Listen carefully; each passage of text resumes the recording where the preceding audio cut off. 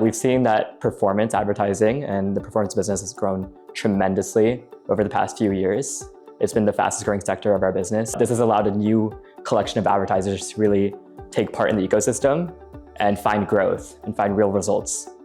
I think the biggest trend right now is retargeting and fan engagement. You know, we've spent so much time trying to not only identify who the fan base and customers are, but also get them looped back in.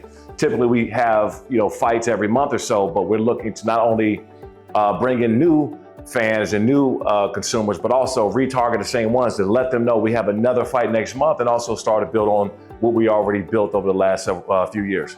At Open Glass, we've realized that there's a lot of moments outside of the 15s and 30s, the standard CTV ads that advertisers, brands, agencies are buying today, namely pause ads and home screen. So those moments when the user is turning on the TV before they've entered an app, and when they've indicated to us that they're no longer watching content, they're going to get a drink, the rest of the family's hanging out in the living room waiting for them to come back. Great moments to reach consumers.